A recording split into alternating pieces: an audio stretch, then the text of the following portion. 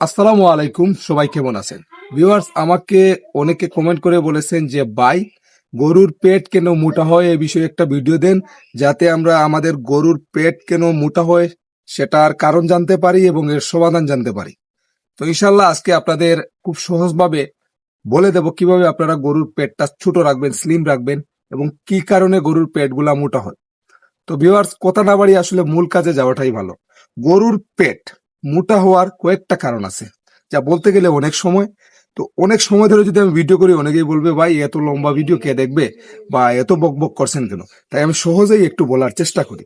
এক ধরনের পেট মোটা আছে, সেটা হচ্ছে খাবার খাওয়ার ফলে গরুর পেট মোটা হয়, সেটা এক ধরনের পেট মোটা, ভালো করে বুঝবেন। আরেকটা পেট মোটা হচ্ছে গরুর পেটে গ্যাস হয়েছে, সেজন্য পেট মোটা হয়েছে।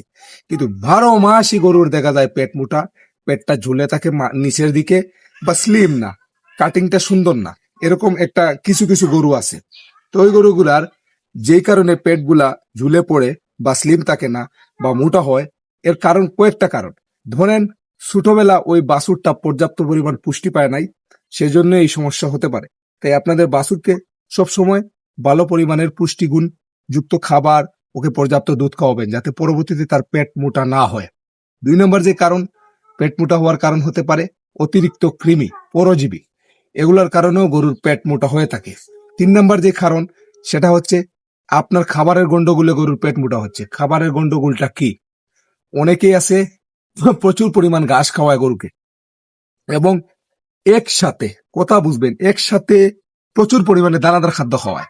ধরেন সারাদিন ঘাস খাওয়াচ্ছে, বিকেল বেলা দেখা যায় প্রচুর পরিমাণ কাঁচা ঘাস দিছে, সরি দানাদার দিছে, যেটা তার একদম পেটটা ভরে দিছে।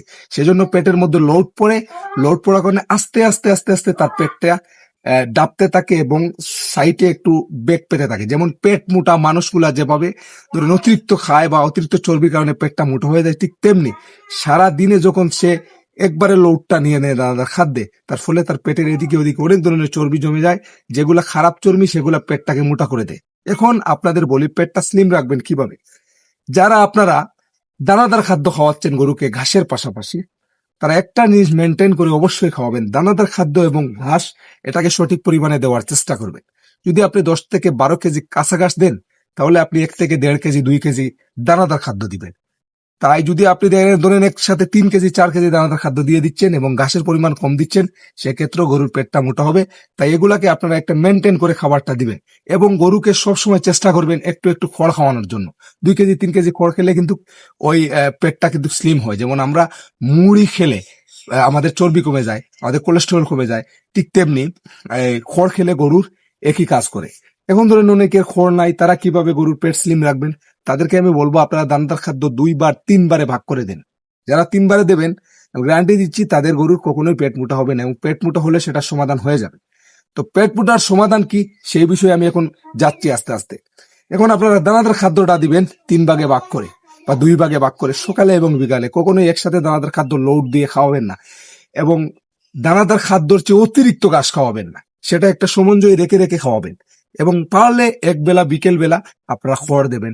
এভাবে আপনারা খাবার মেনটেন রাখবেন। আর পেট মুটার চিকিৎসাটা কি?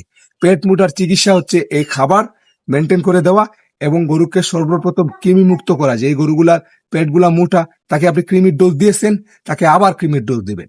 আপনি প্রথমে কৃমির ডোজ দেওয়ার 7 দিন পর কৃমির ডোজ দিবেন, ভালো করে মনে রাখবেন। তারপর বুস্টার ডোজ দিতে পারেন 15 দিন পর। 3 বারে কৃমির ওষুধ দেওয়া যায়, 1 মাসের ভিতরে 3 বার দেওয়া যায়, 1 মাসের ভিতরে 2 বার দেওয়া যায়। এখন যে কাজটা করবেন, আপনারা গরুকে কৃমির ওষুধ খাওয়ানোর পর আপনারা লিভার টনিক, জিঙ্ক দেবেন। ভালো করে মনে রাখবেন, লিভার টনিক এবং জিঙ্ক দেবেন। সেটা খাবারের নিয়ম হচ্ছে, অনেক ভিডিও আছে আমাদের চ্যানেলে, সেটা দেখে নেবেন। লিভার টনিক, জিঙ্ক দেবেন, এবং ভালো পরিমাণে কিছু ভালো গুণগুণ যেটা আছে ভিটামিন, ধরেন আপনাদের ফ্যাটিবেট আছে, জিপি বুল আছে, এই ধরনের একটা ভিটামিন খাওয়াবেন। এবং ওই দানাদার খাদ্যগুলা টাইম মেনটেন করে খাওয়াবেন। সকাল এবং বিকাল দানাদার খাদ্য, সারাদিন ঘাস, এবং বিকেল বেলা খড়। আশা করি গরুর পেটটা ছোট হয়ে যাবে। এই হচ্ছে গরুর পেট ছোট রাখার, স্লিম রাখার চিকিৎসা, খাবার বিস্তারিত। তো এই ভিডিওটি যদি আপনার একটু উপকারে আসে, দয়া করে একটা লাইক করবেন, একটা কমেন্ট করে যাবেন আপনি কোন জেলা থেকে আমার ভিডিও দেখছেন, এবং আপনি যদি আমার চ্যানেলে সাবস্ক্রাইব হন, আপনাকে অসংখ্য ধন্যবাদ। এবং যদি নতুন দর্শক হয়ে থাকেন, আপনাকে অনুরোধ করব আপনি আমার চ্যানেলটা সাবস্ক্রাইব করবেন। ধন্যবাদ, দেখা হবে আরেকটি ভিডিওতে। আল্লাহ হাফিজ, আসসালামু আলাইকুম।